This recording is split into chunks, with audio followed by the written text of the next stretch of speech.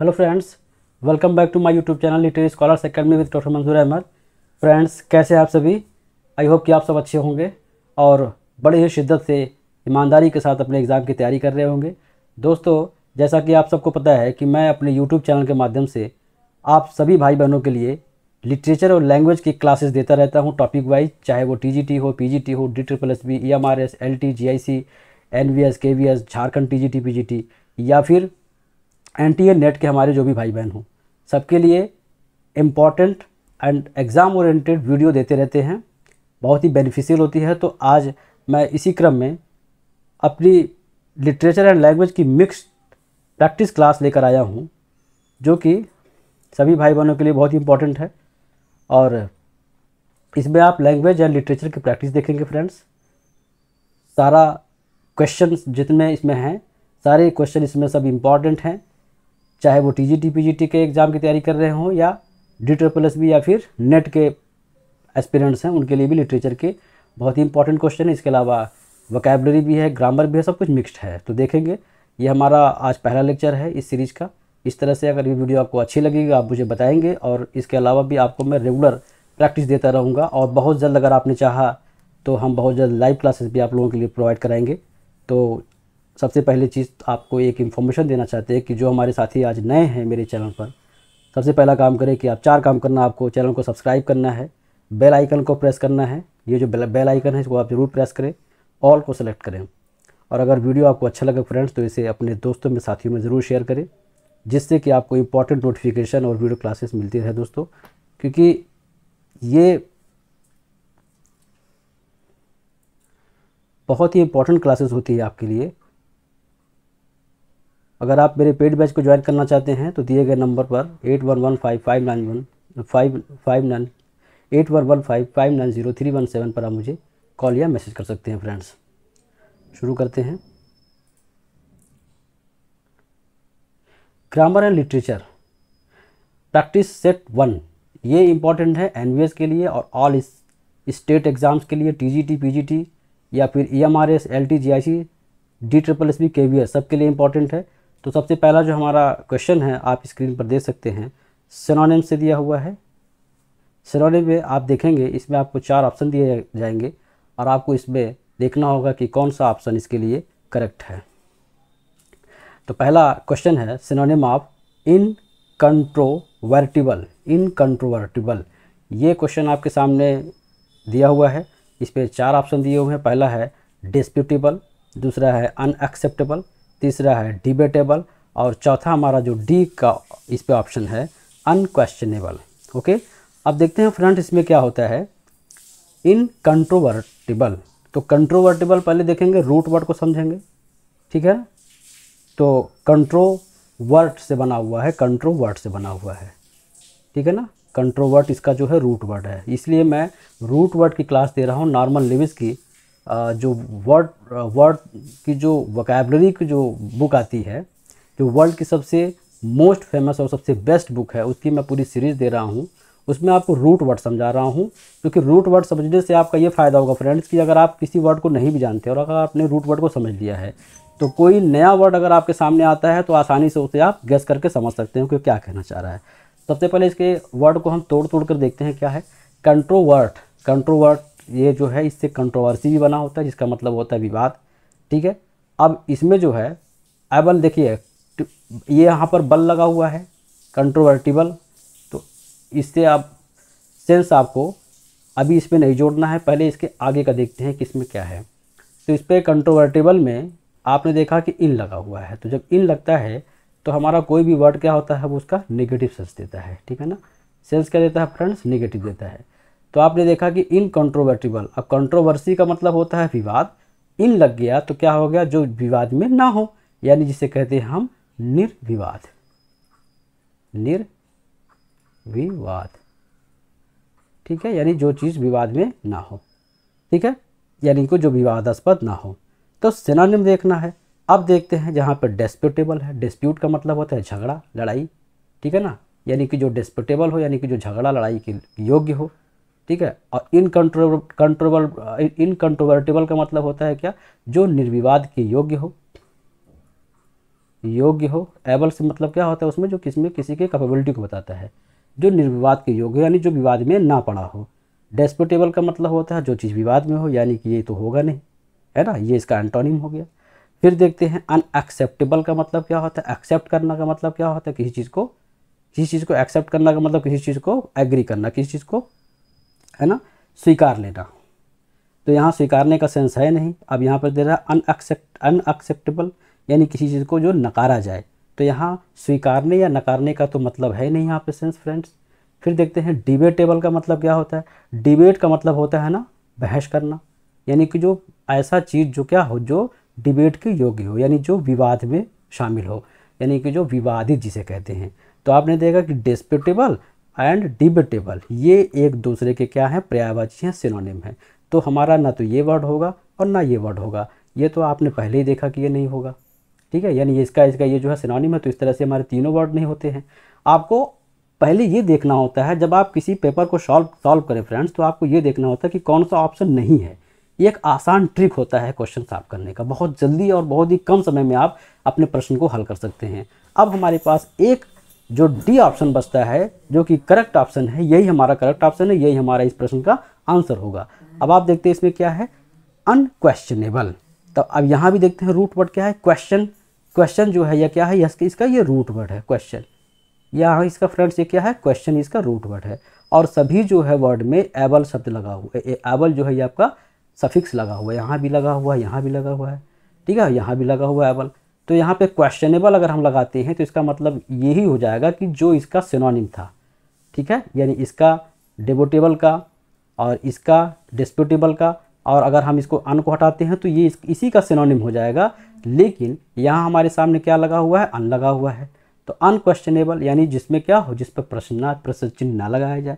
Questionable का मतलब होता है कि जिसमें प्रश्न चिन्ह लगाया जाए, यानी जो कि क्या विवादित हो।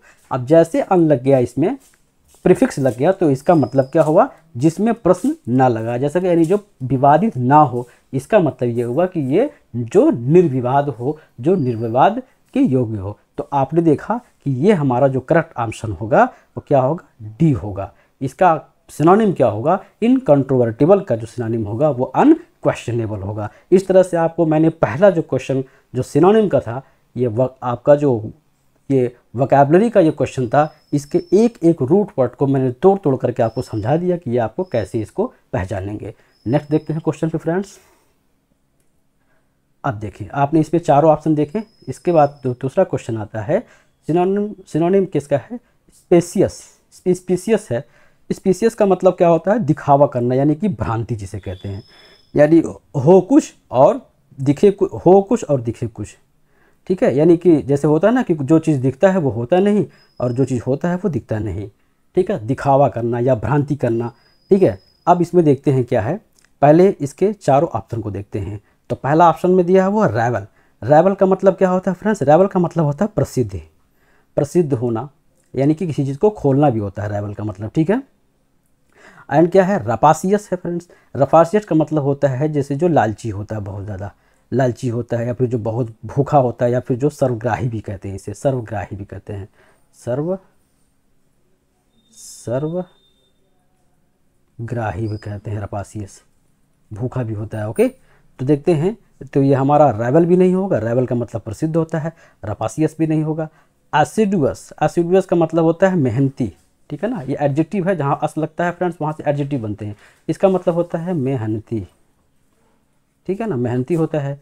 राइवल का मतलब होता है दिखावा करना, या आपका राइवल का मतलब होता है यहाँ पे प्रसिद्ध होता है। इसका मतलब होता है, स्पेसियस का मतलब होता है दिखावा करना, ओके, दिखावा करना। तो इस तरह से तीन ऑप्शन जो हमारे ये कहाँ गए, ये इनकरेक्ट हो रहे हैं, यानी कि तीन ऑप्शन हमारे आंसर नहीं होंगे। लास्ट जो हमारा बचता है क्या है, फॉल्स। तो करेक्ट ऑप्शन हमारा होगा फॉल्स होगा। अब देखते हैं ये जो, अब आप इसको ट्रिक से समझेंगे, स्पेसियस या फिर फॉल्स। अब यहाँ पर देखते हैं हम आपको, जो हमारे लिटरेचर के साथी हैं, जो टीजीटी पीजीटी की जो तैयारी करने वाले हैं, विलियम शेक्सपियर का एक प्ले आया था, एक ट्रेजेडी था मैकबेथ, बहुत ही मोस्ट पॉपुलर जो ट्रेजेडी मानी गई है। इसमें मैकबेथ में 3 विचेस का सीन आया हुआ है फ्रेंड्स, 3 विचेस का सीन आया हुआ है। और एक्ट फर्स्ट 4 सीन 4 में उनका जो थ्री विचेस की जो डायलॉग होती है, जो बातचीत, जो उनके कन्वर्सेशन होता है आपस में करती हैं, फिर उसमें जो है वो आते हैं, मैकबेथ आते हैं, तो मैकबेथ से जो है वो उससे पूछता है अपने जो है फ्यूचर के बारे में, प्रेडिक्शन जानना चाहता है, उनकी जो है प्रोफेसीज को जानना चाहता है। तो वो जो उससे बताती हैं थ्री विचेस, वो कैसी होती हैं, वो स्पीशियस जो है आप कह सकते हैं फॉल्स स्टेटमेंट होते हैं। तो आप इसको ऐसे समझ सकते हैं। ठीक है, नेक्स्ट देखते हैं क्वेश्चन फ्रेंड्स क्या है। सिनोनिम किसका दिया हुआ है यहाँ पे, विसिनिटी। विसिनिटी देखते हैं क्या सिनोनिम है विसिनिटी। विसिनिटी का मतलब क्या होता है, पड़ोस होता है, ठीक है ना, पड़ोस होता है, पड़ोस इसे कहते हैं, या इसे कहते हैं फ्रेंड्स, इसे कहते हैं नज़दीक, या नज़दीक का इलाका, है ना, नज़दीक, नज़दीक का इलाका। ओके, अब देखें क्या है भाई, फारनेस इसमें दिया हुआ है, इसका सिनोनिम तो है ना ये, हाँ सिनोनिम है। इसके बाद देखते हैं क्या, विसिनिटी, फारनेस होगा नहीं। देखते हैं टिमिड, बी में आता है क्लोजनेस। अभी इसमें देखते हैं क्लोजनेस क्या होता है। टिमिडिटी कायर, इसमें होता है, टिमिड का मतलब कायर होता है, तो कायरनेस हो जाएगा इसमें, है ना, मतलब कायरता हो जाएगा। एंड इसके बाद क्वीवर होता है फ्रेंड्स, क्वीवर का मतलब होता है कांपना होता है, कांपना, ठीक है। तो कांपना भी नहीं होगा, टिमिडिटी भी नहीं होगा, फारनेस भी नहीं होगा, क्या होगा हमारा, क्लोजनेस होगा। इस तरह से आपने इस आंसर को, बहुत ईजी था ये क्वेश्चन। इसके बाद देखते हैं एंटोनिम है आपका है पलाशियल। पलाशियल का एंटोनिम क्या होता है, तो सबसे पहले पलाशियल का मतलब जानते हैं क्या होता है। इसका मतलब होता है आलीशान, यानी जो चीज़ महल जैसा लगता हो, बिल्कुल भव्य सा, बिल्कुल ग्रांड मानूमेंट, है ना, बहुत बड़ा विशाल मानूमेंट होता है, जो इमारत जो होती है बड़ी सी, पलाशियल उसे कहते हैं। ठीक है, एंटोनिम ऑफ पलाशियल। अब इसका हमको एंटोनिम देखना है। तो लैविश का मतलब क्या होता है भाई, जो लग्जरियस होता है। ओके, रिच का मतलब होता है अमीर, क्रैम्प्ड का मतलब होता है तंग या संकुचित, एंड पार्शियल का मतलब क्या होता है भाई, आलीशान या महल जैसा। इसका मतलब होता है वही आलीशान, आलीशान या फिर महल जैसा। ठीक है, महल जैसा। तो आपने देखा कि है ना, पार्शियल एंड ये पालाशियल, ये दोनों हो गए किसके, सिनोनिम हो गए। अब इसमें पूछ क्या रहा है कि आपका एंटोनिम पूछ रहा है। तो हमने देखा रिच नहीं है एंड लैविश नहीं है, आपका क्या है, क्रैम्प्ड। तो क्रैम्प्ड का मतलब क्या होता है भाई, मैंने बताया क्रैम्प्ड का मतलब होता है जो चीज़ बहुत तंग हो, यानी चीज़ बहुत चीज़ जो संकुचित हो, संकुचित, संकुचित, कंजस्टेड जो होता है। तो इस तरह से आपने देखा कि इसमें करेक्ट ऑप्शन क्या होगा आपका, ये क्रैम्प्ड होगा फ्रेंड्स। सी ऑप्शन आपका सही होगा, करेक्ट आंसर होगा।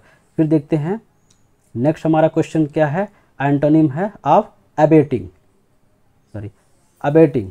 अबेटिंग में देखते हैं अबेटिंग में पहला आपका है बैफल, है ना। अबेटिंग का मतलब क्या होता है, देखिए अबेट का मतलब होता है किसी चीज़ को असिस्ट करना, किसी चीज़ को सपोर्ट करना, ठीक है ना, बढ़ावा देना जिसे कहते हैं, या किसी चीज़ को ऐड करना। ठीक है, तो इसमें देखते हैं क्या है, बैफल है आपका, इंस्टिगेट है आपका, इसके बाद है आपका बैफल का मतलब क्या होता है, चकरा देना किसी चीज़ को, चकरा देना। Okay, baffle. नेक्स्ट आपका है चकरा देना या फिर परेशान कर देना, या फिर किसी चीज़ को हैरान कर देना। ठीक है, एंड इसके बाद क्या है, अबेटिंग का मतलब होता है भाई बढ़ावा देना, सपोर्ट करना, बढ़ावा देना, बढ़ावा देना। इंस्टिगेट, इंस्टिगेट का मतलब होता है ना उकसाना, उकसाना किसी चीज़ को। प्रमोट का मतलब भी होता है बढ़ावा देना। ठीक है, प्रमोट का मतलब भी होता है बढ़ावा देना किसी चीज़ को। एंड सपोर्ट का मतलब भी होता है साथ देना या फिर बढ़ावा देना। ठीक है, एंड बैफल का मतलब होता है भी यहाँ पे उकसाना भी होता है। ठीक है, तो आपने इस तरह से देखा कि ये आपका इंस्टिगेट नहीं होगा, प्रमोट नहीं होगा, सपोर्ट नहीं होगा, आपका नेक्स्ट क्या होगा, पहला आपका आंसर होगा बैफल। इस तरह से बैफल आपका करेक्ट आंसर है। नेक्स्ट स्लाइड पे देखते हैं, ये आपका जो है 6 क्वेश्चन, क्वेश्चन नंबर 6 पे आते हैं। इसको जरा जूम कर दें। 6 क्वेश्चन आपका फिर है एंटोनिम है। एंटोनिम है फ्रेंड्स किसका है, देखते हैं, डिफर्ड का है। ठीक है, डिफर्ड का एंटोनिम देखते हैं, डिफर्ड का एंटोनिम। तो डिफर्ड का मतलब क्या होता है, किसी चीज़ को टाल देना, किसी चीज़ को टाल देना, किसी चीज़ को टाल देना, उसको कहते हैं डिफर्ड कहते हैं। अब यहाँ पे है एक्सपेडिटेड, एक्सपेडिटेड। ठीक है, एक्सपेडिटेड क्या होता है फ्रेंड्स, एक्सपेडिटेड यानी किसी चीज़ को जो है ना जल्दी करना, इसका मतलब होता है जल्दी करना। करेक्ट आंसर हमारा यही होगा, एक्सपेडिटेड होगा। लेकिन इसके पहले थोड़ा सा हम देखते हैं, इसको ज़रा ऑपरेशन करते हैं।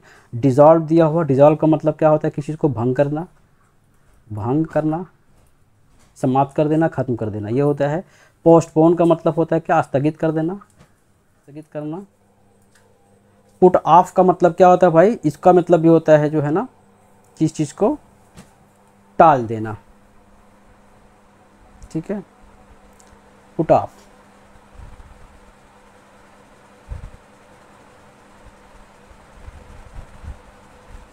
इसका मतलब भी होता है टाल देना, ये पुट ऑफ। तो आपने ये भी देखा, आंसर आपका ये नहीं होगा, ये भी नहीं होगा, ये भी नहीं होगा। करेक्ट आंसर क्या होगा आपका, एक्सपेडिटेड होगा। ठीक है, ओके, एक्सपेडिटेड हो गया आपका करेक्ट ऑप्शन। ठीक है, नेक्स्ट देखते हैं फ्रेंड्स क्या है। अब आप देखते हैं इडियम फ्रेजेस की बात करते हैं। इडियम फ्रेजेस में देखेंगे, idiom phrases stem form, stem form दिया हुआ है। स्टेम फॉर्म का मतलब क्या होता है, किसी चीज़ को उत्पन्न करना, किसी चीज़ को उत्पन्न करना। मिनट कैसे है, तो इस उत्पन्न करने का मतलब क्या होगा यहाँ पे, इसका मतलब ओरिजिनेट करना, ओरिजिनेट करना है ना, किसी चीज़ को जो ओरिजिनेट करे। क्या हो गया, अब देखते हैं। किल का मतलब होता है मार देना। इंड्यूस का मतलब होता है क्या, प्रेरित करना।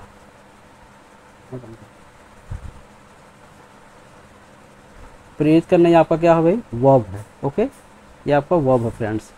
फिर क्या है, ओरिजिनेट का मतलब ये क्या होता है, उत्पन्न करना होता है।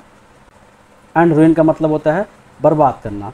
तो आपने देखा कि इसका मतलब होता है बर्बाद करना,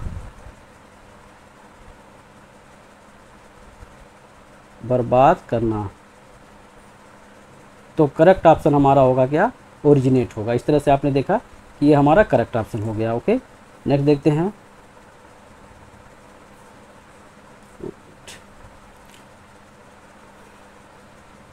नेक्स्ट देखते हैं इडियम फ्रेज पे क्या है, बीट रेड कहते हैं, है ना। यहाँ इसका मतलब क्या है, ये इडियम फ्रेज के रूप में है। इडियम फ्रेज का मतलब क्या है, टू थर्स समवन होगा नहीं, to be embarrassed or angry.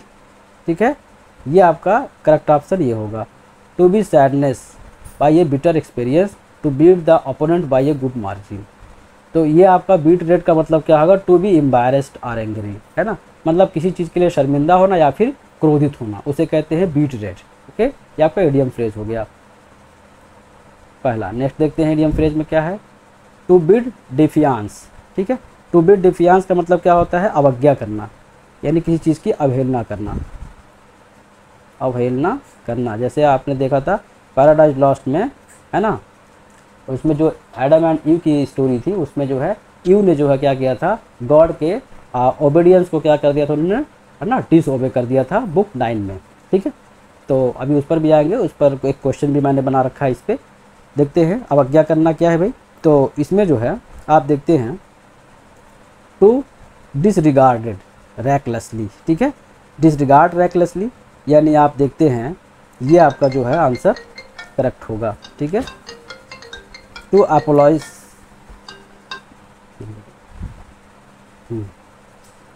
To apologise, to act in a like manner, to bribe. इसमें से आपका करेक्ट ऑप्शन हो क्या होगा, टू डिसरिगार्ड रैकलेसली होगा। ठीक है, नेक्स्ट देखते हैं फ्रेंड्स क्या है। इसका मतलब होता है लापरवाही से किसी चीज़ की उपेक्षा करना। इसका मतलब होता है किसी चीज़ की लापरवाही से किसी चीज़ की उपेक्षा करना। आप इसको नोट कर लीजिएगा, मैंने आपको बता दिया। नेक्स्ट देखते हैं। अब हमारा क्वेश्चन है, select the option that can be used as a one word substitute ठीक है। अब इसमें क्या है 10 to 12 for the given group of words, है ना, 10 से 12 तक जो है एक ग्रुप ऑफ वर्ड्स में जो दिए गए हैं इसका वन वर्ड सब्स्टिट्यूट करना है। तो जैसे हमारा 10वां क्वेश्चन जो है, a big clumsy often slow witted person, इसे क्या कहते हैं, इसे कहते हैं स्लॉश दिया हुआ, a big clumsy often slow witted, बहुत ही भद्दा सुस्त टाइप का इंसान जो होता है उसे वो क्या होता है। तो यहाँ पर दिया हुआ है हमारा जो करेक्ट ऑप्शन होगा ये क्या होगा, करेक्ट ऑप्शन होगा ऑफ, ठीक, ओ ए एफ है, ये ओ ए एफ है फ्रेंड्स, ठीक है ना, ऑफ है। ये स्लॉश दिया हुआ है तो या फिर स्लॉथ होता, ठीक है। नेक्स्ट देखते हैं, अगर वो होता ऑप्शन तब वो सही होता, उसका स्पेलिंग थोड़ा सा डिफरेंस है।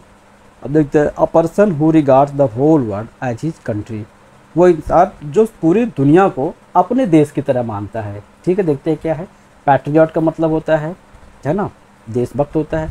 नेशनलिस्ट का मतलब होता है ना, जो जिसके अंदर राष्ट्रीयता होती है, राष्ट्रवादी। मेट्रोपॉलिटन एंड कॉस्मोपॉलिटन, ये बहुत इंपॉर्टेंट वर्ड है और ये पीजीटी 2011 में भी आए हुए हैं, पीजीटी 2011 में, ठीक है। 2011 में आया हुआ है, यूपी पीजीटी में आया हुआ है क्वेश्चन ये, ठीक है। क्या होता है मेट्रोपॉलिटन एंड कॉस्मोपॉलिटन, क्या होता है देखिए, मेट्रोपॉलिटन एंड कॉस्मो, इसमें आपका जो होगा कॉस्मोपॉलिटन होगा, कॉस्मोपॉलिटन आपका ये करेक्ट आंसर होगा। A person who regard the whole world as country, जो पूरी दुनिया को अपने देश की तरह मानता है उसको कॉस्मोपॉलिटन कहते हैं। मेट्रोपॉलिटन उसे कहते हैं जैसे महानगरीय जो होता है, ठीक है ना, महानगरीय। मेट्रोपॉलिटन का मतलब महा, जैसे मेट्रो सिटी जिससे बना हुआ है। नेक्स्ट देखते हैं 12th पर देखते हैं, one who is new to some trade or profession, वो इंसान जो किसी काम में, किसी व्यवसाय में, किसी प्रोफेशन में क्या होता है, बिल्कुल नया होता है, उसे हम कहते हैं नोवाइसी कहते हैं। ये भी इंपॉर्टेंट है, ये भी आपका आया हुआ है टीजीटी पीजीटी, मतलब प्रीवियस ईयर आपके एग्जाम्स में ये आया हुआ वर्ड है नोवाइस, नौसिखिया जिसे कहते हैं, नौसिखिया। ओके, चलिए आप लिख लीजिएगा, नौसिखिया इसे कहते हैं, है ना। फिलिस्टाइन क्या होता है, फिलिस्टाइन का मतलब होता है अशिक्षित व्यक्ति होता है।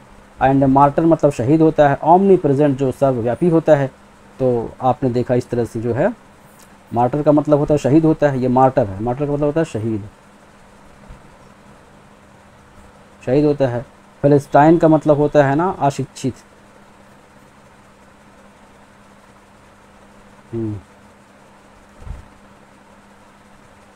अशिक्षित होता है, इसका मतलब होता है नौ। ऐसा थोड़ी होता है कि नौसिखिया जो होता है कुछ सीखा है, वो अशिक्षित होता है, पढ़ा लिखा होता है लेकिन उस काम में माहिर नहीं होता है, तो इसलिए उसको नौसिखिया कहते हैं, है ना। फिलिस्टाइन का मतलब अशिक्षित होता है, मार्टर शहीद। ओमनी प्रेजेंट का मतलब जो सर्वव्यापी होता है। तो हमारा करेक्ट आंसर कौन सा होगा, ये होगा, ए होगा, ठीक है। 13वें पे देखते हैं 13 पर, करेक्टली स्पेल्ड वर्ड देखते हैं। अब इसमें 13 में देखेंगे स्पेल्ड वर्ड क्या है भाई, तो स्पेल्ड वर्ड में देखते हैं हमारा 13 में आपका आ जाएगा आंसर, यस, इन ऑकुलेट, इन ऑकुलेट, इन ऑकुलेट, ठीक है ना। अब देखिए इसमें दिया हुआ है, इसके वर्ड दिए हुए, इसमें करेक्ट जो है करेक्टली स्पेल्ड वर्ड जो आपका होगा ये होगा, बी होगा, इन ऑकुलेट। ओके, आई एन एक होगा, ओ सिंगल होगा, एंड सी होगा है ना सिंगल, यू होगा सिंगल, ठीक है ना। तो ये आप देखते हैं, ये आपका इंपॉर्टेंट क्वेश्चन है, इसे आप नोट कर सकते हैं। फिर आपका 14 नंबर पे देखते हैं, सिलेक्ट करेक्टली स्पेल्ड वर्ड। यहाँ भी आपको आपकी स्पेलिंग से क्वेश्चन आते हैं टीजीटी पीजीटी में, टीजीटी पीजीटी में आपके स्पेलिंग से भी क्वेश्चन आते हैं, आएंगे, ये भी जान लीजिए, आएंगे, पक्का आएंगे। करेक्टली स्पेल्ड वर्ड भी फिर आप देखते हैं। फिर आप 14 में देखते हैं क्या है, तो 14 में देखते हैं आपका, यहाँ भी आप देखते हैं 14 में ये आपका फ्रेंजाइड, ठीक है, फ्रैक्शनल, फिर फ्यूरियस एंड फ्रेश। अब इसमें कह रहा है कि करेक्टली स्पेल्ड हुआ, स्पेल्ड को सही करिए, यानी जो आपका करेक्ट करना है उसको कैसे है, तो आपका ये आंसर आपका बी होगा सही। नेक्स्ट देखते हैं, select the incorrectly spelled word. अब 15 में देखते हैं आप, इनकरेक्टली स्पेल्ड वर्ड को आप देखते हैं कौन सा है भाई, इनकरेक्टली स्पेल्ड सेलेक्ट करिए आप, कौन सा गलत है। तो 15 में देखते हैं, evidence, resolute and discussion and hotly, ठीक है। इसमें देखते हैं ये आपके तो सारे सही हैं, ये आपका गलत है, क्या होगा, यहाँ पर होगा, ठीक है,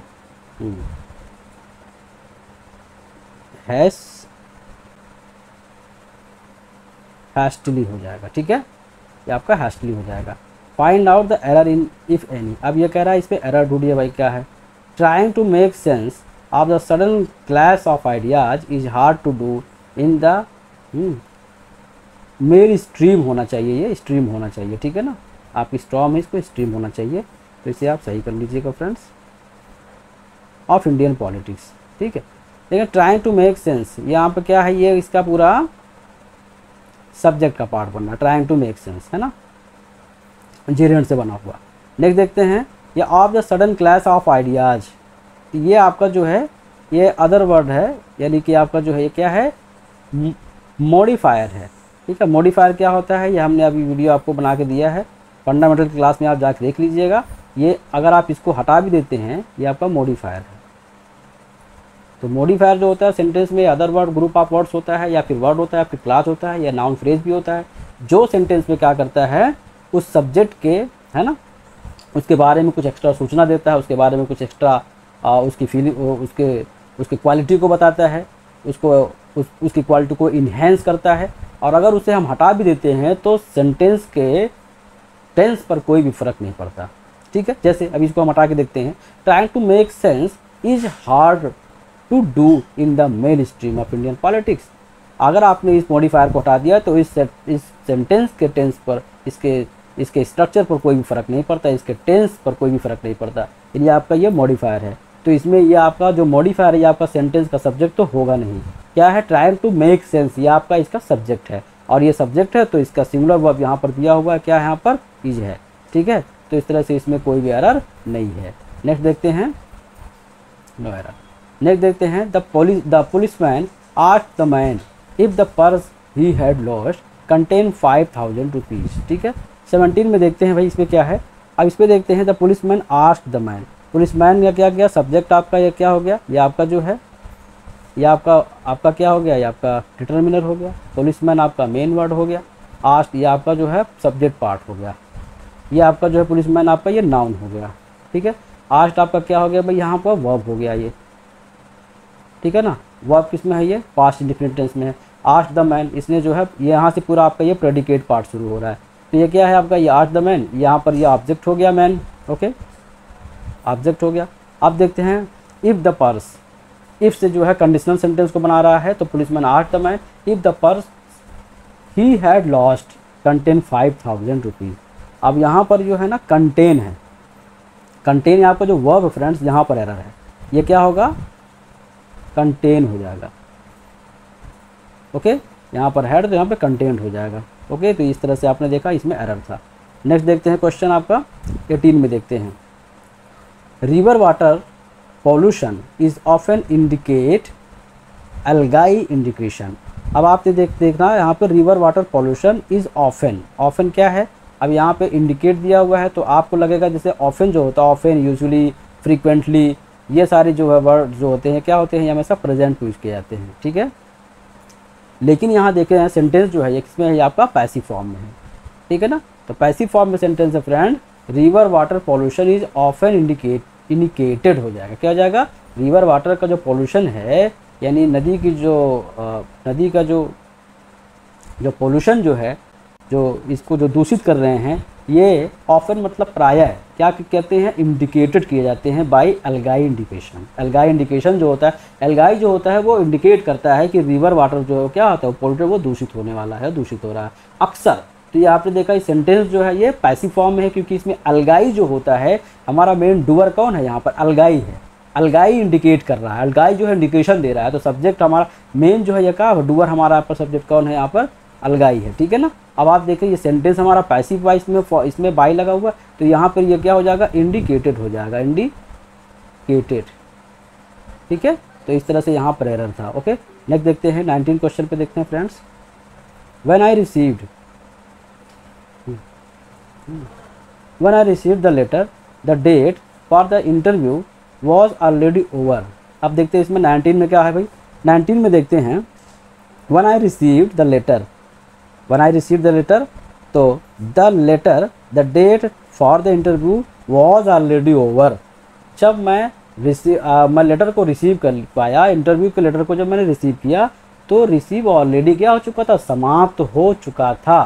तो यानी जब पाने का जो इसकी घटना हुई, इसके पहले डेट तो समाप्त हो चुकी है ना, डेट समाप्त हो चुकी है, उसके बाद ये पाया। तो व्हेन आई रिसीव के बजाय क्या होगा, व्हेन आई रिसीव्ड हो जाएगा फ्रेंड्स, है ना। व्हेन आई, आप ये जो है इसमें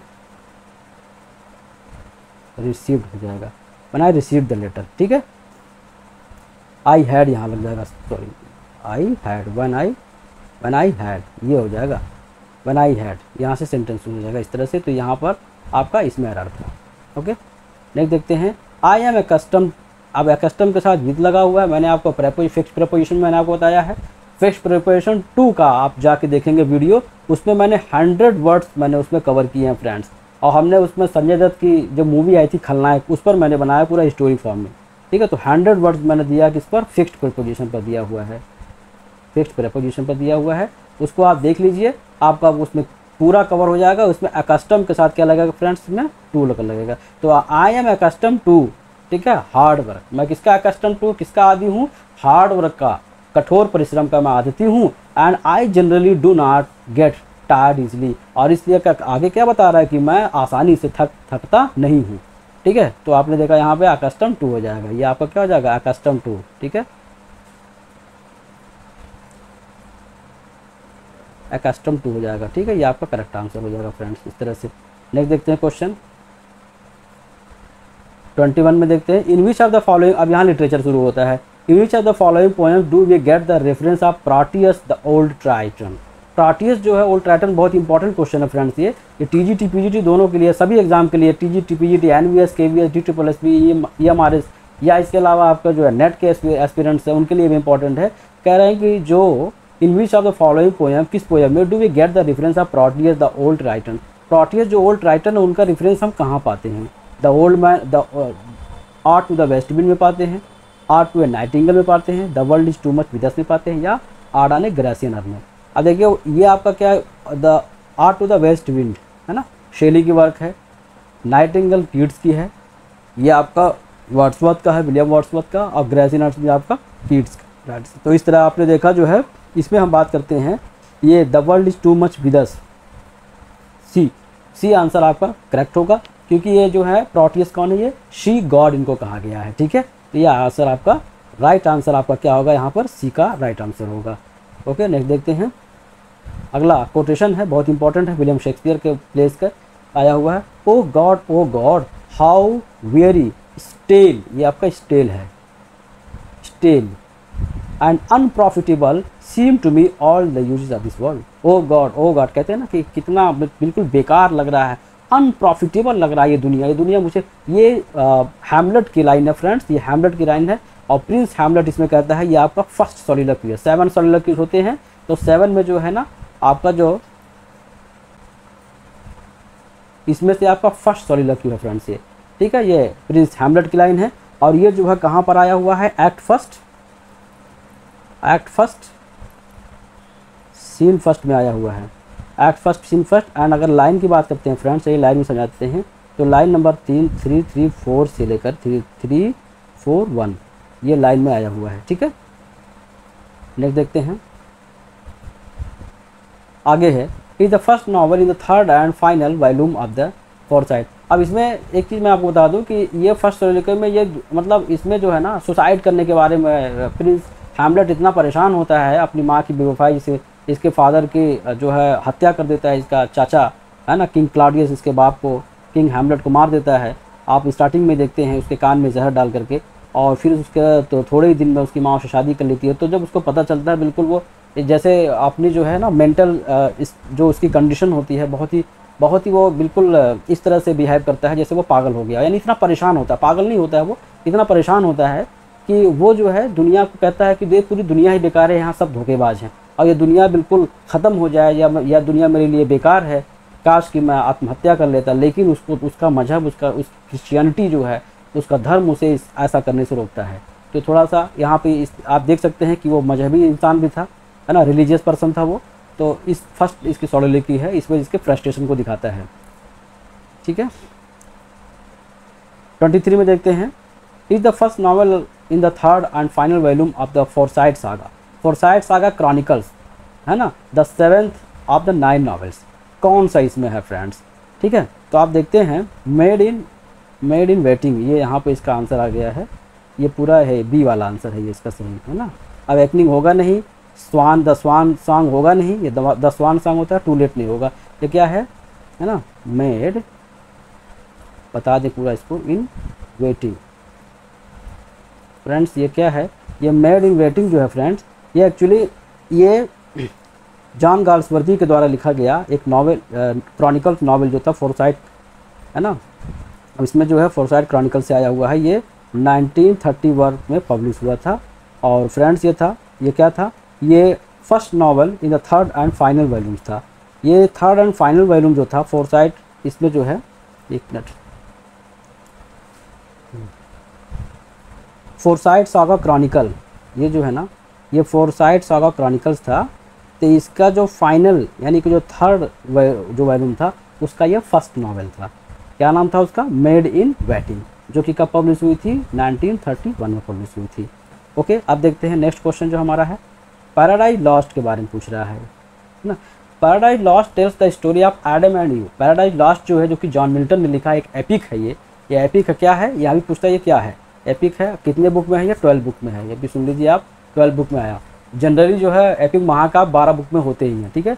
तो पैराडाइज लॉस्ट टेल्स, यानी ये जो बुक है पैराडाइज लॉस्ट महाकाव्य टेल्स मैंने बताती है क्या, the story of Adam and ewe, यानी ये स्टोरी बताती है हजरत आदम अलैहिस्सलाम की, है ना, एडम की स्टोरी बताती है, एंड ईव और हव्वा की, उनकी वाइफ की स्टोरी बताती है, जन्नत की, बहिश्त की स्टोरी बताती है। The poem is divided in 12 books, ये पोएम किसमें? 12 किताबों में बटी हुई है। In which book does Eve finally eat the apple, अब किस बुक में बताया गया है कि जो ईव होती है, यानी जो हव्वा होती हैं, उनकी वाइफ जो होती हैं, है ना, जन्नत में, book in which book does Eve finally eat, यानी अंततः, चूँकि सैटन जो है सरपेंट के रूप में सांप के बीच में आकर के उनको टेम्प्ट करता है, उनको बहकाता है कि वो क्या करते हैं, डिसओबे कर दें, है ना, खुदा की जो उनकी जो बात है, जो उनकी आज्ञा है, जो गॉड की जो ओबे है, उसको क्या कर दे, डिसओबे के, यानी कि है ना, नाफरमानी कर दे, नाफरमानी के लिए बहुत बार बहकाता है। तो फाइनली वो किस बुक में आकर के उनका जिक्र आया है कि वो सैटन की बहकावे में आकर के वो, है ना, वो एप्पल खा लेती है, यानी कि फॉरबिडन एप्पल, फॉरबिडन फ्रूट को खा लेती है। Finally eat the Apple that brought death, और उसी फल को खाने की वजह से, दैट बने वो, यानी कि वो जो घटना होती है खाने की, ये जो खाने की ईट की जो घटना होती है ना, इसके लिए दैट लगाया हुआ है, ब्रॉट डेथ, इसी वजह से इंसान को दुनिया में मौत आती है, वरना इंसान अगर दुनिया में नहीं आता तो मरता नहीं, उसे ज़िंदगी व जन्नत में ही रहता तो उसे कभी मौत नहीं आती। Brought death into the world, और इसी वजह से, यानी माई हव्वा ने जो है, माँ हव्वा ने जब वो फल को खाया तो खुदा जो है नाराज़ हुआ, उनको दोनों को जन्नत से निकाल के ज़मीन पे फेंक दिया, ठीक है। और इसके वजह से हमारी जो है ज़िंदगी में मौत, एक जो है एक भयानक मौत जैसी भयानक की जा गई। Brought death into the world and all our woe, and all our woe, इसके आगे एक लाइन है, लॉस ऑफ ईडन है, and all our is loss of Eden. Actually ये जो है ना, ये प्रोलॉग है फ्रेंड्स, ये जो एक्शन हुआ है तो हुआ है बुक 9 में हुआ है, ठीक है, ये बुक 9 में, 9वीं किताब जो इनकी है ना, 12 बुक में इसको जो है डिवाइड किया गया है। 9वीं किताब में ये जिक्र आया हुआ है कि माँ हव्वा ने क्या किया था, है ना, एप्पल जो है खाया था, फॉरबिडन एप्पल। लेकिन इसका जो उसमें प्रोलॉग के रूप में जो इसका रेफरेंस आया हुआ है वो बुक फर्स्ट में, उसमें बताया गया है, मिल्टन जो है जब वो इनोकेशन करते हैं तो स्टार्टिंग बताते हैं, of man's first disobedience and the fruit of that forbidden trees whose mortal taste brought death into the world and all our woe is loss of Eden. ये पूरी लाइन है, ठीक है, वो स्टार्ट जो होती है, तो वो जो है प्रोलॉग में है, प्रोलॉग में जो फर्स्ट बुक में बताया था, लेकिन जो एक्शन हुआ है 9 बुक में हुआ है, ठीक है। इसके बाद देखते हैं हमारा जो नेक्स्ट क्वेश्चन क्या है। हाँ, नेक्स्ट बुक है, नेक्स्ट क्वेश्चन हमारा है 25 पर। In his theory of mimesis, mimesis की थियोरी जो है इसने दिया है, बहुत इंपॉर्टेंट चीज़ है भाई फ्रेंड्स, ये says that all arts is mimetic by nature, art is an imitation of life, है ना। थियोरी ऑफ जो मिमेसिस है, इसमें किसने, प्लेटो ने बताया था फ्रेंड्स, है ना। प्लेटो सेज करते हैं that all art is mimetic, जितने कलाएं होती हैं वो क्या होती है, नकल होती हैं। Art is imitation, imitation is art, और किसका इमिटेशन होता है, एवरी आर्ट इज, है ना, वो क्या होता है, एन इमिटेशन ऑफ नेचर। जितनी भी दुनिया में आर्ट होती है, चाहे हम जैसे गुलाब है, गुलाब हम बना रहे हैं, तो गुलाब अगर हम बना रहे हैं तो कहीं ना कहीं गुलाब का अस्तित्व गॉड ने पहले से बना के भेज दिया, ठीक है। अगर हम किसी फ्लावर को बना रहे हैं, किसी एनिमल को बना रहे हैं, किसी पैरट को बना रहे हैं, किसी पीकॉक को बना रहे हैं, है ना, किसी रेनबो को अगर हम जो है अब उसको डिपिक्ट कर रहे हैं अपने जो है कैनवास पर, तो कहीं ना कहीं गॉड ने उसको पहले से बना कर भेज दिया है। तो इसमें इन्होंने जो है क्या कहा है, इमिटेशन ऑफ लाइफ, है ना, बताया है art is an imitation of life, है ना, ज़िंदगी का नकल ही कला है। और कला जो है किसका नकल है, नेचर का, यानी कला नेचर का और ज़िंदगी का नकल है। और इसमें जो है थियरी ऑफ मिमेसिस में इन्होंने जो है प्लेटो ने किसकी आलोचना की है, पोइट्री की आलोचना की है, पोइट्री की आलोचना की है। और किसकी आलोचना की है फ्रेंड्स, पोएट्स की भी बहुत आलोचना की है।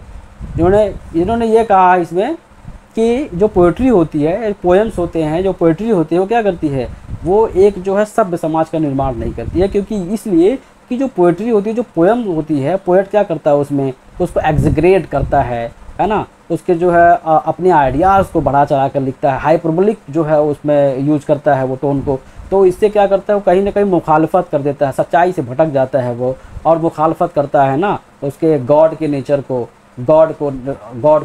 उस नेचर को जो मुखालफत करता है, और इतना जो है एग्जीग्रेट कर देता है। तो इससे एग्जीग्रेट करने से क्या होता है, उसके इमोशंस जो है भड़कते हैं इंसान के, और इमोशंस भड़कते हैं यानी वासनाओं को भड़काता है, उसके लस्ट को भड़काता है। और जब लस्ट भड़कती है तो सोसाइटी क्या हो जाती है, वो करप्ट हो जाती है। ये कहना चाहे हैं वो थियरी ऑफ मिमेसिस में। ये जो है क्वेश्चन हमारे पीजीटी वालों के लिए और नेट के स्टूडेंट के लिए बहुत इंपॉर्टेंट था। तो आप देख सकते हैं, अब ये वीडियो आपको यहाँ पे इसके बाद आपका ये आंसर की है फ्रेंड्स। अगर आप चाहेंगे तो इसे हम आपको शेयर कर देंगे, उसमें इस पीडीएफ को हम शेयर कर देंगे अपने पब्लिक टेलीग्राम ग्रुप में, और यहाँ पे पब्लिक टेलीग्राम ग्रुप का भी लिंक होगा इसमें। और वीडियो आपको कैसा लगा, आप वीडियो को कमेंट बॉक्स में आप ज़रूर बताएं फ्रेंड्स। और एक अहम सूचना यह है कि टीजीटी, पीजीटी और DSSB EMRS नेट के लिए बैचेस हमारे यहाँ स्टार्ट हैं, यूपी टीजीटी पीजीटी के लिए भी हैं। इसमें आपको कंप्लीट होल सिलेबस आपका कवर किया जा रहा है। लिटरेचर, लैंग्वेज, ग्रामर के पूरे प्रैक्टिस हो रहे हैं, लिटरेचर के प्रैक्टिस हो रहे हैं। फ्री टेस्ट सीरीज मिल रहा है आपको टेलीग्राम पब्लिक ग्रुप पर, 2 घंटे की एग्ज़ाम ओरिएंटेड। और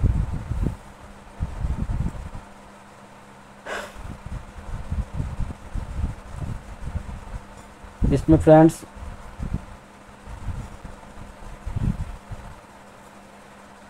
अगर आप हमारे पेड बैच को ज्वाइन करना चाहते हैं तो दिए गए नंबर पर 8115590317 जो हमारा व्हाट्सएप नंबर है, इस पर आप मुझे मैसेज कर सकते हैं। आप 5 to 6 PM फ्रेंड्स मुझे आप कॉल कर सकते हैं, ठीक है। आप यहाँ कॉल करके आप अपनी क्वेरी ले सकते हैं। और जो हमारी क्लासेस आपको दी जा रही हैं पेड बैच में, उसमें आपको मॉक टेस्ट दिए जा रहे हैं। आपको 30,000 प्लस क्वेश्चन के आपको मॉक टेस्ट दिए जाएंगे, 30,000 क्वेश्चन आपको दिए जाएंगे। और वो मॉक टेस्ट इतना इंपॉर्टेंट होगा, वो बहुत ही इंपॉर्टेंट है। इसमें आपको 30 ऑफलाइन आपको मॉक टेस्ट दिए जा रहे हैं, जिसमें आपको OMR पे प्रैक्टिस करने होते हैं। वो आपके जो स्कोर होते हैं आपको शेयर किए जाते हैं, और फिर लाइव क्लास में आकर के आपके एक एक डाउट को सॉल्व किया जाता है। बहुत सारी सुविधाएं हैं फ्रेंड्स, आप उसमें रिकॉर्डेड क्लासेस पा सकते हैं, आप लाइव क्लासेस पा सकते हैं। आप उससे इंटरेक्ट करके क्या पढ़ना है, क्या स्किप करना है, वो आप एलिमिनेट क्लासेस पाते हैं आप। और आपकी ये जो वैलिडिटी होती है ये टिल एग्ज़ाम तक होती है फ्रेंड्स, और बहुत ही न्यूनतम शुल्क है। थोड़ा सा आपका जो है इसका शुल्क है, जो इसमें खर्चे आते हैं, बस उतना ही है। अगर इसके अलावा भी अगर किसी मेरे भाई बहन को अगर कोई प्रॉब्लम है, कोई दिक्कत है, अगर वो फ़ी नहीं पे कर सकते हैं, तो फ्रेंड्स वो मुझे इस नंबर पे कॉल या मैसेज करके बात कर सकते हैं, आपकी पूरी हेल्प होगी। तो कैसा लगा आपको ये वीडियो? अगर आपको वीडियो अच्छा लगा हो तो फ्रेंड्स आप ज़रूर इसे दोस्तों में शेयर करिए, वीडियो को लाइक करें, सब्सक्राइब करें चैनल को। मिलते हैं फिर नेक्स्ट क्लास में, तब तक के लिए जय हिंद।